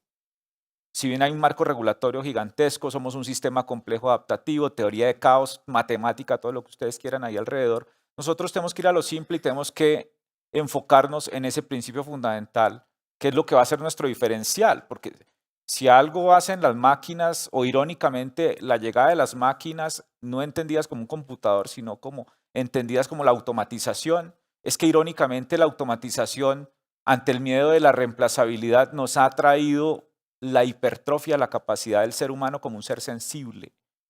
Y es ese el diferencial que nos queda. Porque si usted se pone a competir con un chip M4 o con un Intel Celeron, con el procesador más lento que exista hoy, es infinitas veces más superior a su capacidad de velocidad y de raciocinio. Entonces nos queda volver a lo básico. Concuerdo perfectamente con usted. Ese es nuestro modelo diferencial. Ese que perdimos convirtiéndonos en malos robots. Los médicos nos convertimos en unos pésimos bots. Entonces tenemos que hacer un modelo diferencial enfocado en lo humano, en lo sensible, que puede potenciarse con tecnologías y con IA y con tecnologías, con plataformas digitales y demás, por supuesto. Pero si no vamos a ese básico, a ese rediseño de servicios de salud desde la cultura de la sensibilidad y el humanismo, estaremos gastando mal el dinero. Los pacientes quieren accesibilidad, quieren empatía, quieren humanismo, quieren sinceridad ética, quieren un diálogo sereno, quieren tener un médico. No quieren tener al médico que está en X institución y que no, quieren tener una persona que cuide su salud. Y es allá donde tendremos que volver. Me fascina que resalte el doctor la esencia de lo que significa el médico y es esa parte humana que por más inteligencia artificial generativa que existe, por más tecnología, chatbots, nunca nos van a reemplazar. Encuentro, digamos, en nuestro quehacer diario mucho miedo frente al tema de la inteligencia artificial y al final es un apoyo que nos va a volver a nuestra esencia, a ser médicos para servir. Diana, solo una frasecita. Si un médico considera que puede ser reemplazado por una máquina, debería hacerlo inmediatamente. Sí. Son un medio, no son un fin, definitivamente. Bueno, vamos a hablar un poco del tema mediático, ¿no? La reforma a la salud, que lo han hablado y por eso vamos a ser muy ágiles porque nos quedan tan solo 5 minutos. Y si nos dan permiso de pasarnos 10, ¿tenemos permisito? Ok, fantástico. Todos sabemos que se ha presentado un nuevo proyecto de reforma a la salud. Representantes del gobierno en el Congreso han dicho que esta reforma está consensuada con EPS y actores del sistema. nos gustaría, doctor Mario Cruz, que nos comentara qué tan consensuada está el proyecto de reforma a la salud que acaba de presentar el gobierno para discusión y si hay algunas diferencias respecto al anterior. Bueno, esa pregunta es, Difícil. sí, no me vayan a editar la respuesta. Ok, ok, ok. Eh, yo creo que la respuesta la ha dado los acontecimientos. Ustedes han visto los pronunciamientos de muchos actores del sistema después de radicada este nuevo intento de reforma. Y yo creo que hay manifestaciones válidas, legítimas de sectores muy importantes de la población, en especial de los pacientes y de los usuarios del sistema, que han levantado, y la sociedad científica, también los médicos, que han levantado su voz advirtiendo que no encuentran allí representados, digamos, sus intereses, sus posturas y sus posiciones en general. Las EPS han tenido un diálogo muy complejo en toda esta discusión, ha sido de alguna manera el punto focal de la discusión, porque el punto, digamos, crucial es la permanencia de esa figura y las funciones que podría desempeñar una figura alterna denominada gestora en el futuro. Digamos que fue como una ruta alterna que encontró la reforma a lo largo de la discusión. Y la postura del gremio no ha sido estática porque estas discusiones tienen distintos momentos, llamémoslo así. Y cuando nosotros entramos en la discusión de la reforma hace 2 años, había también otro entorno, otro contexto, yo diría algo más favorable que el que tenemos ahora, y allí había una posición como de status quo, en el sentido de que las EPS querían mantener esos 2 brazos grandes del sistema que era la gestión integral de las personas y el manejo de la plata, digamos así, la gestión financiera de los recursos. Eso ha ido cambiando en el tiempo, en parte por convencimiento, en parte por el peso de las circunstancias. Eh, yo les cuento que es tal vez el único sector de toda la economía que tiene un patrimonio agregado negativo, las EPS. Cuando ustedes se asoman a mirar solo en el sector, los prestadores, la industria, y si salen y miran los bancos o las aseguradoras privadas, ustedes van a ver números positivos en general. Las industrias se hacen para eso, ¿sí? Las EPS hoy en día tienen un patrimonio negativo de casi 7 billones de pesos acumulados. O sea, lo único que hacen es drenar recursos de sus socios en todo momento. Y eso lleva a unas discusiones muy álgidas al interior de los gremios. ¿Es esto sostenible o no? ¿Hasta qué punto? Esas deudas luego ya ni siquiera son de la industria, sino de otros actores. Se empiezan a trasladar dentro del sistema. Es decir, yo ya no tengo ni siquiera cómo con mis recursos poder atender y empiezo a generar deudas. Entonces, los problemas se trasladan a los prestadores, que es lo que estamos viendo, un asunto incipiente y creciente, problemas de cartera, de liquidez en muchos prestadores, en los proveedores, medicamentos y demás, en los gestores farmacéuticos. Allá hay unos actores que aguas abajo se empiezan, digamos, a estresar financieramente. Y los últimos que se ven afectados, pues, son los ciudadanos de a pie. Claro. Y eso se expresa en, pues, el hecho de, mi abuela decía siempre sabiamente que al lado del enfermo come el alentado, y es que la gente está demandando más servicios privados, y eso les viene bien a ustedes, digamos Sí. aquí, en el sentido que la gente está consumiendo más servicios de salud, es el renglón que más crece dentro del consumo privado de las familias en Colombia. Este año vamos a tener un crecimiento muy grande de los planes voluntarios, casi 13 billones de pesos vamos a vender. Y puede que vaya creciendo la tortica de lo que son los planes voluntarios y el gasto privado en Colombia. Entonces, vuelvo a la reforma y es, las condiciones han cambiado y el gremio y las EPS llegaron a un punto en el que de alguna manera intentaron ceder parte en la discusión, decirle, bueno, gobierno, usted hagan parte de la gestión financiera, pero déjenos la gestión integral de las personas. Esta es una postura arriesgada. Yo creo que yo tengo aún aquí dudas sobre la implementabilidad y la funcionabilidad de ese modelo, pero ese fue el punto en el que se llegaron a unos acuerdos básicos en el mes de abril. Desde entonces no ha habido nuevas conversaciones con el gobierno. Nosotros vinimos a conocer los contenidos de la reforma con el resto del país apenas hace Sí. una semana, y lo que vemos allí es que es de alguna manera un resumen, no lo quiero llamar ejecutivo porque 49 artículos no son un resumen ejecutivo, pero sí condensa en buena medida la filosofía de lo que se estaba tratando. Sí. Y no solo lo digo yo, el que dijo esto fue el propio ministro Jaramillo, que en declaraciones públicas le advirtió al país que lo que estaba radicando pues era una versión similar o muy parecida a lo que había radicado la doctora Carolina Corcho hace 1 año y medio atrás. Así que todos aquí podrán sacar las conclusiones sobre si ese texto estaba consensuado o no y sobre si hay una verdadera voluntad de diálogo del gobierno para hacer los cambios que se requieren ahora que ya hace su tránsito en el Congreso de la República.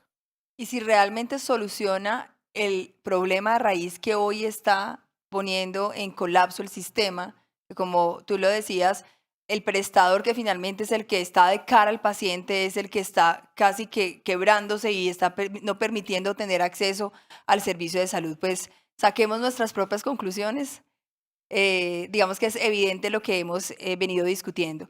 Y ahora nos gustaría que el doctor Germán Guerrero nos contara sobre la perspectiva de los profesionales de la salud, van pues ver esos aspectos positivos en el nuevo proyecto de ley y ante todo también, doctor, que nos cuente cómo ustedes médicos pueden aportar a un sistema de aseguramiento diferente con todas esas nuevas oportunidades, con este crecimiento que está teniendo el sector privado, porque al final es una realidad y la misma dinámica del ecosistema se va moviendo y que nos des como esos tips a ustedes médicos, odontólogos, psicólogos, nutricionistas. Oye, ¿qué hago yo aquí en medio de todo este sistema y cómo me muevo yo por acá?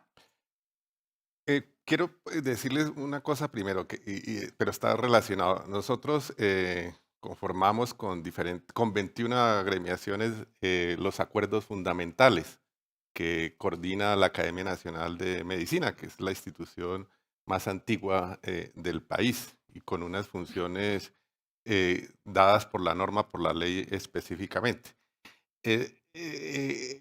Ellos están haciendo, incluso hicieron un proyecto de reforma que se radicó a través de unos parlamentarios. A mí me invitaron hace 15 días a participar en las discusiones, me incluyeron en la parte de análisis financieros y precisamente de lo que estás diciendo, y no con la óptica que dice el doctor Gaviria, pero digo, saquemos esta reforma y nosotros sirvamos precisamente como un interlocutor válido para llegar a acuerdos fundamentales, repito el nombre del grupo de acuerdos fundamentales, para solucionar este problema de la mejor manera posible. Y aquí le hago una invitación al doctor Cruz de ASEMI que acepte esta invitación a participar en estas discusiones, nos ayude en la construcción, lo mismo que los otros actores, los otros agentes. Nosotros tenemos esa posibilidad, tenemos una mirada diferente, no es una mirada gubernamental, pero sí queremos lo mejor para el país y salir de estas discusiones con aspectos positivos. Ahora, ¿qué me gusta y qué nos gusta a nosotros? Primero, acabar la integración vertical. Por muchas razones. Una de ellas era que el concepto inicial era la especialización de funciones cuando se creó la Ley 100. Posteriormente, el pluralismo estructurado lo especificó más. O sea, las grandes funciones de los sistemas de salud, que son la rectoría, que son la creación de un fondo único de recursos, la prestación de servicios y el articulador entre el fondo y la prestación de servicios, fueran funciones específicas y no se mezclaran lo uno con lo otro. Ustedes son economistas y saben que las preferencias de los individuos y las instituciones lo hacen que uno proteja a su hijo. Eso es así en todo el mundo y seguirá siendo así. Entonces, desde esa perspectiva, un poquito diferente a lo que dijo el doctor Gaviria, sí, a mí me parece correcto acabar la integración vertical. Yo me acuerdo en las discusiones de principios del mismo, no hemos cambiado esa posición, por lo menos yo. Hay un tema interesante que es el de sistema de información único en salud. Nosotros, bajo mi cabeza, hicimos el primer ejercicio de interoperabilidad de la historia clínica de todas las Américas y el doctor Gaviria nos acompañó. Lastimosamente no se siguió desarrollando lo que había propuesto, pero ahora el gobierno nacional está escogiendo la misma metodología que utilizamos nosotros. Pero a mí me parece que el enfoque que se le está dando no es el adecuado. está tratando de solucionar un problema, y como lo veo no lo van a solucionar, que es solucionar la secuencia de lo que sucede en todos los prestadores de la atención de los pacientes.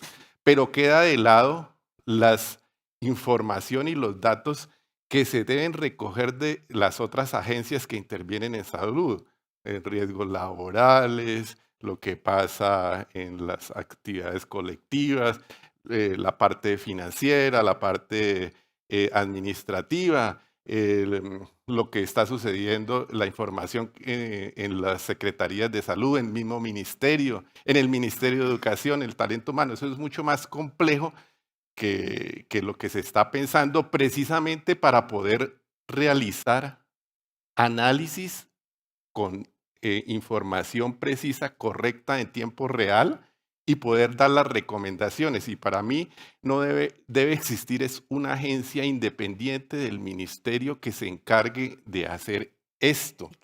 Porque realmente lo que hemos visto a través del tiempo es que las personas que trabajan dentro del ministerio les colocan otra serie de actividades y no hacen análisis de datos ni dan información de lo que está sucediendo en el país. Total. Mire, cuando se creó el registro, el RETUS, el famoso RETUS, Sí. hasta hace 2 años sacaron unos análisis del comportamiento poblacional, el crecimiento poblacional y eso, pero no lo volvieron a hacer. Es imposible. O sea, ¿para qué tomamos datos si no les vamos a dar el uso correcto? Pero sí quiero decir algunas cosas que no me gustan de la ley. Uno, eso de que un agente haga un convenio de desempeño, como lo llaman, o un contrato, y el otro pague.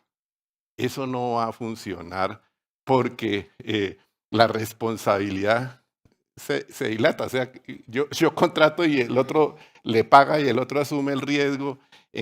Así den preformas de cómo se deben contratar, eso no me parece correcto. Y hay una cosa de la adscripción de la población. Uno analizando desde el tema de salud pública le parece correcto. O sea, yo tengo la información de la población, con eso genero una serie de actividades en las comunidades, posibilito que ellas hagan una serie de actividades en pro de su salud y de la salud de donde trabajan. Pero mire, ojo con esto, lo que sucedió en Venezuela. ¿Qué es lo que pasa con eso? Nosotros tenemos los datos de la información de dónde vive la comunidad y allá se utilizó con fines políticos. Y eso hay que mirar cómo no ocurre aquí en Colombia, porque todas esas eso llevó a que todos los indicadores, porque como no era con fines de manejo de los determinantes sociales, de los manejos comunitarios, las acciones colectivas, lo que se debe hacer en la población, sino con actividades de ideologización de la comunidad, todos los indicadores de salud pública se vinieron abajo. Desde el 2015, en Venezuela, 30.000 médicos se migraron al resto de los países con la pérdida del capital humano, todo lo que gastaron. Y eso es un tema grave y hay que profundizarlo. Hay otros temas como las redes integradas, la laborización, que me hubiera gustado trabajarlas, pero son como largas y ahí dejo. Muy amable. Gracias. Gracias, doctor. Muchas gracias. Bueno, hemos hablado de que hay un mapeo de datos en las regiones y hoy definitivamente cuando vivimos en Bogotá tenemos acceso privado, público, bajo el aseguramiento a muchos servicios, pero en las regiones apartadas no. Por lo tanto, nos gustaría que el doctor Alejandro Gómez nos contara su perspectiva sobre qué cree que necesitan esas regiones apartadas, las zonas en las que se pueden prestar esos sistemas de salud o ese servicio de salud de forma más adecuada, con más acceso y mayor calidad. Bien, pues un panel Don muy Regalado. concurrido, muy grande, donde es muy difícil concretar sobre aspectos puntuales. Pero esto de la Colombia profunda digamos que tenemos acuerdos ya construidos bastante fácil. Donde existe el mercado funciona bastante bien. O sea, Bogotá, Medellín, Cali, Barranquilla, Bucaramanga, el eje cafetero, no es de lo que estamos hablando en esta pregunta.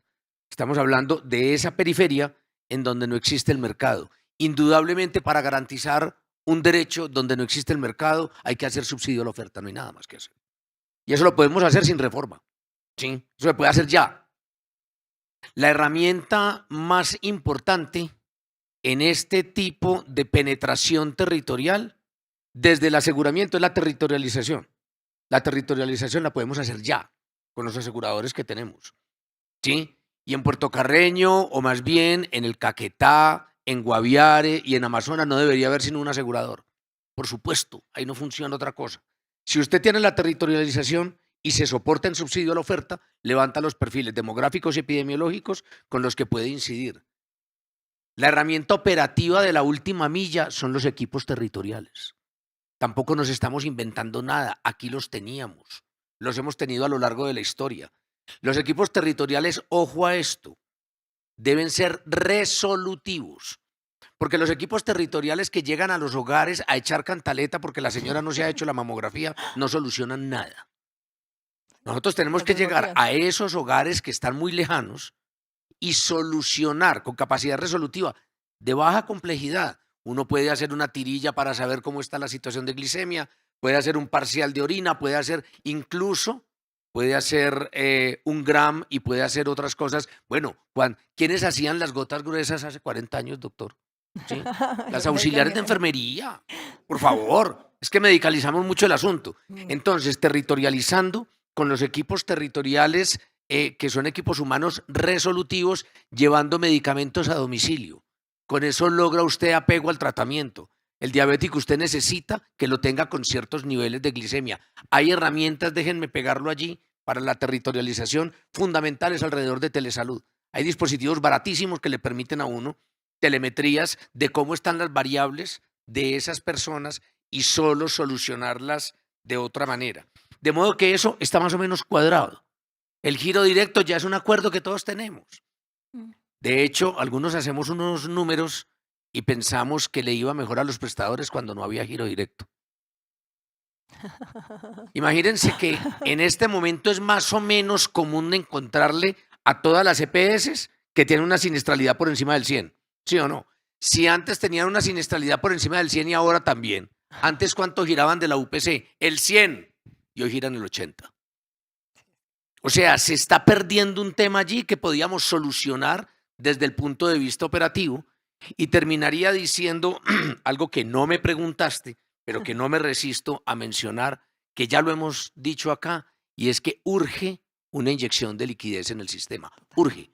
Cuando uno habla con los prestadores le dicen, estamos pasando aceite, secretario. Por alguna razón me siguen diciendo secretario, qué raro. Estamos pasando aceite. Primero, no somos sujetos de crédito en los bancos. No nos están prestando plata. Si nos prestan plata, se apalancan como colateral en los bienes de la persona, no en la institución. Segundo, los proveedores están vendiendo en corto. Quien antes vendía insumos y antes vendía antibióticos y anestésicos para 6 meses, está vendiendo a 45 días y con frecuencia con un cheque por delante. De modo que necesitamos una liquidez urgentemente. La periferia la podríamos manejar así. Ahí se empezarían a movilizar los indicadores de salud que a todos nos preocupan y pudiéramos hacer un diálogo más respetuoso que estamos todos demandando. En Bogotá, durante la pandemia, con una argucia que nos inventamos, que llamamos acuerdo tripartita, logramos funcionar sin barreras en una ciudad de 8 millones de habitantes. Logramos hacer bolsa común para la atención médica domiciliaria. Logramos hacerle a todos ustedes, a todos los que están aquí sentados y a sus familiares, pruebas de PCR sin ningún costo.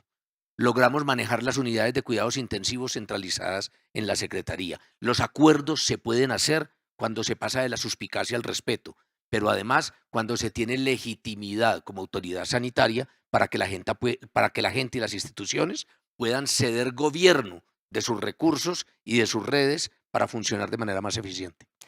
La confianza es básica, definitivamente. Bueno, ya nos estamos pasando el tiempo y por último y para finalizar, vamos a preguntarle al doctor Pino sobre, y voy a pedirle, doctor, que sea súper breve. Usted es el hombre, Luis Eduardo.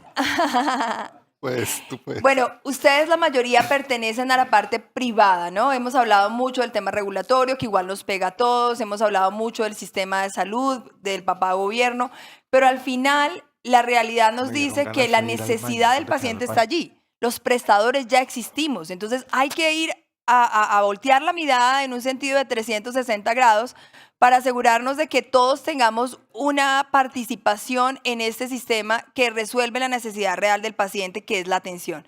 En ese orden de ideas, es claro que los servicios particulares y privados de salud han tenido un crecimiento en la coyuntura de la reforma. ¿Cómo hacer que los servicios particulares sean un lugar importante y aceptado y que no carguen con estigmatizaciones solo por el hecho precisamente de ser privados? Bueno, la estigmatización es de quien estigmatiza hoy, ¿no?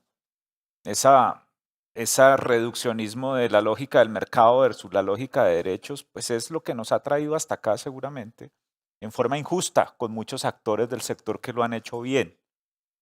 Hospitales, clínicas, EPS, seguros privados y nosotros los médicos en los diferentes niveles y el equipo de salud. O sea que eso de alguna forma demoniza y en forma injusta a todo un sector. Los seguros privados, como ha sucedido, es que esto, ya lo dijo el doctor Alejandro, esto, la receta está, el diagnóstico está, las estrategias están, él lo hizo cuando fue secretario, o sea, esto realmente ya está. ¿El mercado privado va a crecer? Pues por supuesto, es la tabla que queda del Titanic, ¿no? Usted es el DiCaprio que está tratando de pegarse una tabla y que no lo liberen de la misma. Y el mercado privado sabe eso, está perfilando, ya tienen perfilado un portafolio diverso en donde el mercado privado va a crecer seguramente a niveles de Brasil o a niveles de México. Eso está claro. Ahora, ¿va a seguir demonizado? Por supuesto, bajo esta ideología que hay actualmente, pues va a seguir demonizado. Pero ojo, ese mercado privado ya hoy tiene un riesgo muy alto, y aquí hay un experto como Mario en esos temas, y es que ya no se puede apalancar como se apalancaba antes. Entonces va a haber pólizas más restrictivas seguramente y van a tener que hacer unos acuerdos con los prestadores mucho más eficientes, bajo unas nuevas condiciones del mercado. Pero ahí hay oportunidades, por supuesto, hacer modelos eficientes. A los seguros privados, por lo menos en cáncer, los han robado. Y eso lo tenemos claro, ¿sí? Y yo como oncólogo lo digo. Y han caído como, digamos, inocentes criaturas. Eso ya no puede suceder. O sea, ya hoy tiene que imponer en buen sentido la lógica de condiciones del mercado, porque es lo que va a quedar, infortunadamente, y vamos a aumentar la inequidad que pretenden resolver a través de la lógica del mercado versus la lógica de derechos. Yo creo que hay inmensas oportunidades, podamos hablar horas aquí de cuáles son las oportunidades, creo que hay que hacer redes eficientes, creo que hay que medir muy bien, creo que hay que hacer microsistemas de información que realmente informen y obviamente todo un tema alrededor de eficiencia operativa y calidad, pero además experiencia. Creo que ahí es donde está. Tres acciones, doctor, que ustedes que están hoy presentes deben hacer para prepararse a esa nueva tendencia del aseguramiento privado, para yo como profesional de la salud ser atractivo para esas nuevas tendencias de aseguramiento. Ser un producto atractivo, pero con la narrativa que el aseguramiento privado quiere. Es decir, yo soy bueno, pero además soy eficiente y además se lo demuestro con datos. No es que mi diploma es más lindo porque es de Michigan y no el suyo que es de la 100 con 11. Esa narrativa, ya el aseguramiento privado vale huevo. Perdónenme la expresión. Segundo, un interés conjunto, como en toda negociación, es decir, compartamos un gana-gana, diseñemos un gana-gana. El gana-gana. Sí, un gana-gana. Un gana-gana. No es que yo soy el doctor Pino, entonces a mí me mandan los pacientes porque es que yo soy una diva. Pésima idea utilizar esas denominaciones que a mí me parecen, además de ridículas, sobredimensionadas. Entonces, los rockstars de la oncología, los superstars de la oncología, la diva de la oncología, eso es ridículo.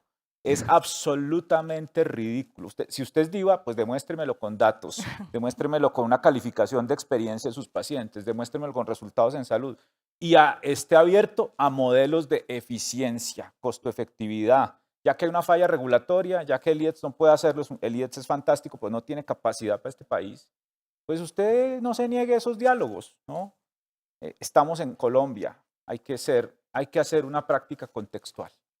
Esto que acaba de decir el doctor es clave porque en mi práctica como CEO de Praxis, que acompaña a esos prestadores en el día a día, veo prestadores como, digamos, mal acostumbrados por un papá gobierno que les ha enfocado mucho en tener esa prestación muy clínica, pero no han desarrollado toda esa estructura de ser eficientes a pesar de que sean pequeños, de toda la parte de experiencia de usuario, sino que nos vamos netamente a la parte clínica. Entonces tenemos un reto gigante, no solamente en materia regulatoria, en materia de salvar el sistema e inyectarle dinero y efectivo, digamos, sino nosotros como profesionales en nuestra visión y en nuestro foco como profesionales de la salud, en donde vayamos evolucionando no solamente a la parte clínica, sino como gerentes de nuestra propia empresa en esos nuevos retos de un aseguramiento privado. O sea que los invitamos a que empiecen a verlo hacia allá y es fascinante. Es fascinante complementar nuestra parte clínica con eficiencias, con tecnologías y con experiencias del cliente.